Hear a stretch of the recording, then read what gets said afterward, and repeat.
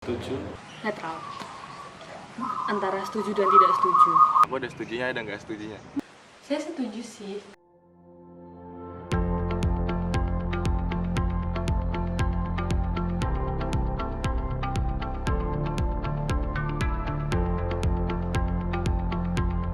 Kalau aku sih cenderung setuju ya. Setuju. Setuju sih. Setuju sih kalau aku. Setuju. Saya setuju sih. Saya setuju dengan pernyataan yang ada di nyatakan tersebut. Setuju ya, karena pasti perkembangan teknologi itu pasti dapat menggantikan perkembangan pekerjaan baru yang ada. Perkembangan teknologi digital tuh punya pengaruh yang gede ke dunia kerja sekarang.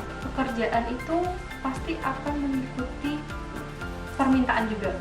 Sekarang kan kayak hampir semua pekerjaan itu kan pasti berkaitan dengan teknologi gitu. Walaupun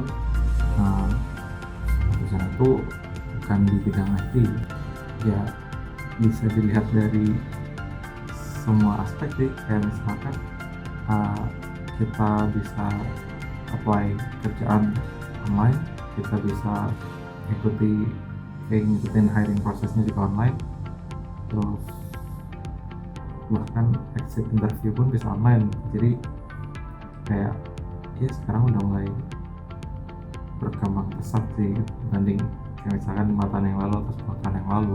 Menurutku itu udah sebuah keniscayaan ya, kan dunia pekerjaan itu pasti selalu adjust dengan dunia yang sekarang terjadi. Apalagi di dunia pekerjaan itu concernnya soal produktivitas, efisiensi, cost, dan kualitas. Dan wajar aja gitu kalau mereka bergeser ke teknologi digital yang bisa ngasih solusi di concern-concern itu.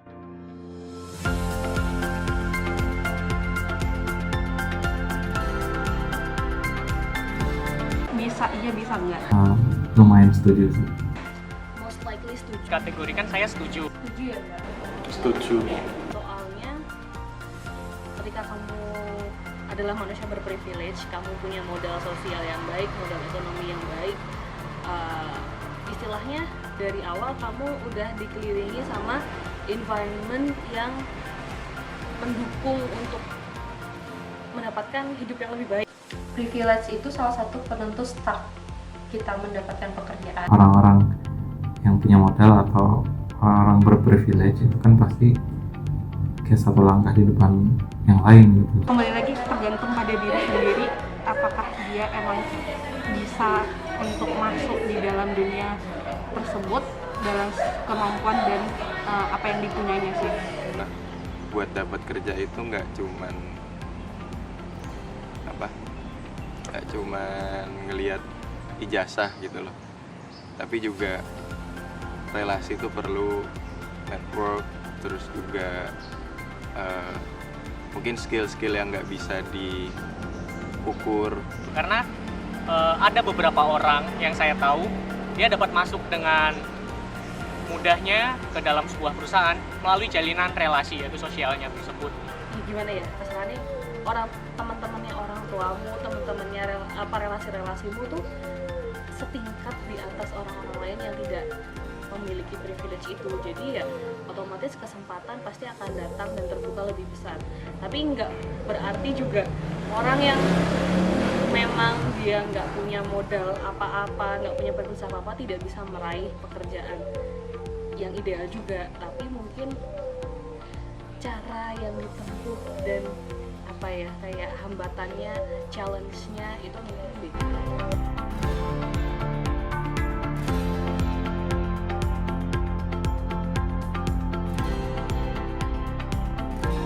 Setuju sih. Menurut saya iya.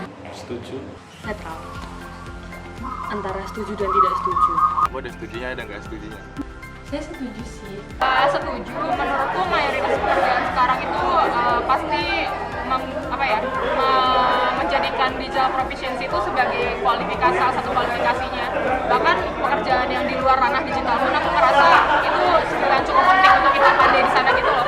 Karena di zaman modern ini jika kita mengambil job desk yang bersangkutan dengan digital itu memerlukan skill dasar tersebut. Sekarang apa-apa rapat pakai Zoom. Lalu dokumen sekarang serba digital yang di-scan. Lalu ada yang namanya sekarang Google Form, Google Sheet dan sebagainya.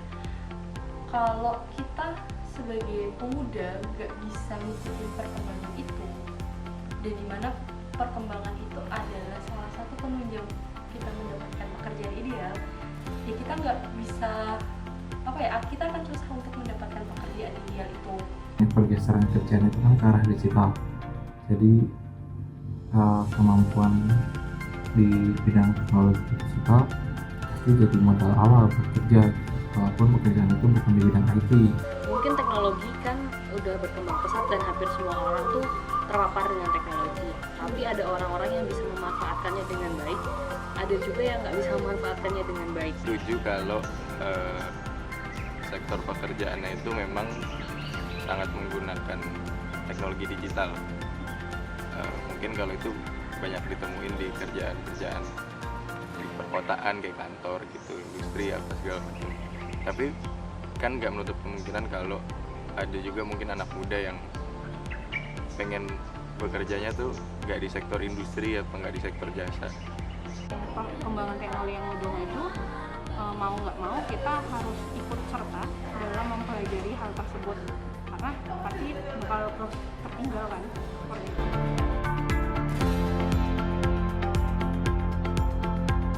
Basic dulu ya Mbak, kayak Excel, Word itu yang tiap kantor pasti menggunakan, itu setidaknya kita bisalah. Sosial media, Graphic designer atau motion designer atau data analyst, digital marketing gitu. Maintaining social media sama bikin konten. Mengedit video atau foto Sesuai dengan pekerjaan yang akan dia lamar. kemampuan berbicara, Public speaking, komunikasi, Punya interpersonal skill. Berorganisasi atau bekerja sama dengan orang lain. Melihat peluang. Kemampuan bisa bekerja di bawah tekanan. Ini skill yang utamanya dia dulu kan. Biasanya orang-orang sekarang mengignore skill-skill utama dengan skill-skill digital dan merasa itu sudah bisa menjadi pengganti gitu loh. Tapi aku ngerasa sendiri kalau skill-skill basic dan bahkan soft skill basic kayak work ethic dan personality kita sendiri tuh lebih bisa membawa kita jauh dibanding mengandalkan skill-skill yang sekarang gampang didapatkan di era digital.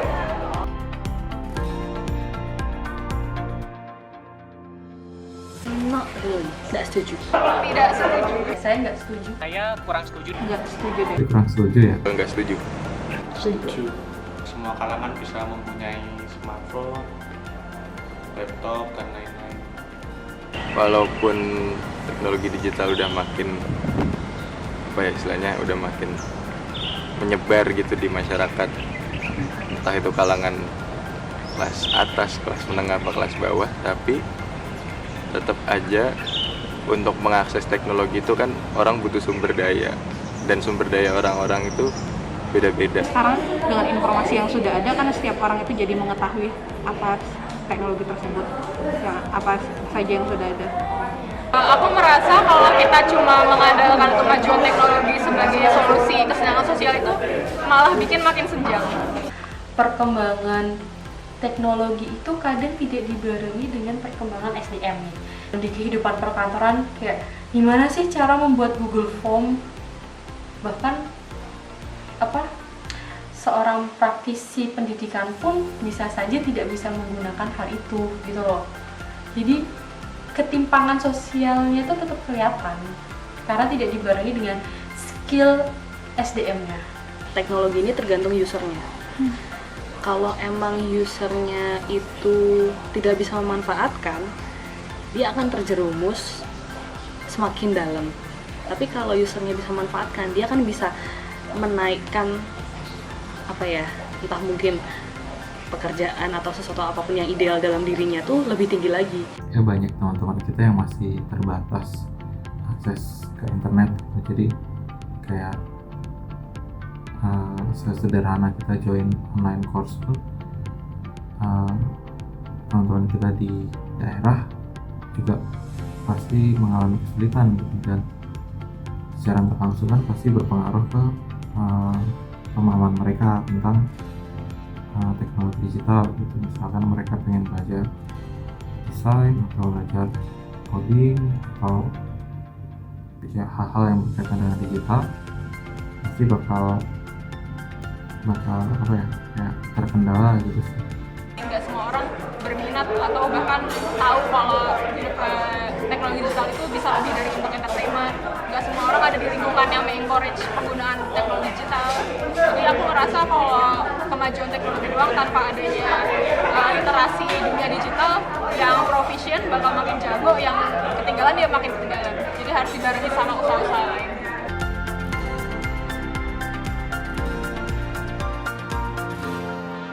Saya bisa setuju dengan pernyataan ini. Enggak setuju sih Mbak. Kurang setuju. Setuju banget. Saya setuju. Setuju nggak setuju sih? Setuju. Nggak tahu sih ini sebenarnya setuju apa enggak, tapi mungkin tidak literally mencari sesuatu yang berkaitan sama digital, tapi karena kita terlanjur hidup di dunia yang bersinggungan banget sama digital, jadi kayak mau nggak mau jadinya ya kesenggol juga gitu. Banyaknya yang mencari tentang digital, sepertinya perusahaan-perusahaan atau tempat pekerjaan itu sendiri juga menyediakan atau mencari para pekerja yang emang mumpuni terhadap digital tersebut. Jadi emang bukan dari apa yang kita cari, tapi emang lingkungan luarnya juga mendukung apa yang dicari untuk pekerjaan tersebut. Kalau misalnya kita buka di Jobstreet, kita buka di Fiverr, banyak banget pekerjaan di bidang digital, kayak digital marketing, digital writer, terus data analyst, terus web dev, social media specialist atau SEO specialist. Nah, dan karena tingginya demand, pasti orang-orang bakal tertarik buat terjun di dunia itu gitu. Pertama, banyak yang mengincar orang yang memiliki kemampuan tersebut. Terus yang kedua, dengan kondisi yang ada saat ini, dengan pandemi COVID-19 ini, dengan pekerjaan secara digital, itu menjadi lebih fleksibel. Pekerjaan digital biasanya lebih santai. Passion itu tetap salah satu yang mendasari seseorang mencari pekerjaan selain pasrah, oke saya dapat pekerjaan yang seperti ini. Kan nggak semua pekerjaan bisa digitalisasi. Contohnya kayak kirim paket nggak bisa kan digitalisasi. Jadi tetap akan ada yang mencari pekerjaan dengan cara konvensional dan cara yang digital. Baik lagi ke pemudanya yang nyari tuh kayak gimana? Mungkin kalau mereka yang nyari kerja itu dari apa, punya background pendidikan tinggi gitu, terus udah ngerasain hidup di lingkungan urban, mungkin mereka akan cenderung nyari kerjaan digital karena image-nya kan lebih fleksibel mungkin ya. Adanya teknologi digital itu cuma lebih memperbanyak opsi-opsi aja, jadi pekerjaan sekarang lebih variatif. Aku merasa masih pasti banyak orang-orang yang callingnya atau minatnya itu di luar ranah digital. Tapi bagusnya sekarang karena ada dunia digital ini, orang-orang jadi lebih inform soal pekerjaan dan mereka jadi lebih punya banyak pilihan dan lebih yakin dengan apa yang mereka pilih. Itu sih yang aku rasa lebih penting dibanding masuk di ranah digital atau enggak.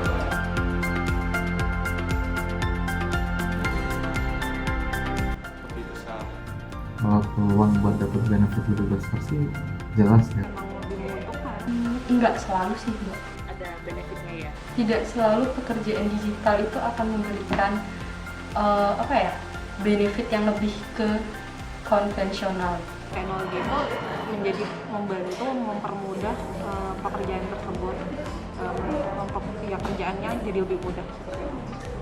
Dengan pekerjaan secara digital, itu menjadi lebih fleksibel. Benefitnya pasti banyak ya, yang paling jelas sekarang adalah fleksibilitas jam kerja dan fleksibilitas lokasi, dan juga mungkin banyak orang yang suka aspek entrepreneurship-nya kalau bekerja di dunia digital. Kayak sekarang demand-nya juga masih tinggi, bahkan kalau misalkan kayak kerja di startup kan rata-rata startup juga mendukung staffnya buat berkembang gitu kan. Lebih cepat, lebih efisien, gimana dia menyelesaikan pekerjaannya, mungkin juga lebih fleksibel. Mungkin yang konvensional dia nggak begitu stres dalam tanda kutip, karena dia bisa bersosialisasi dengan orang lain secara langsung. Ya, itu adalah gaji yang tidak stabil, mungkin tidak mendapat jaminan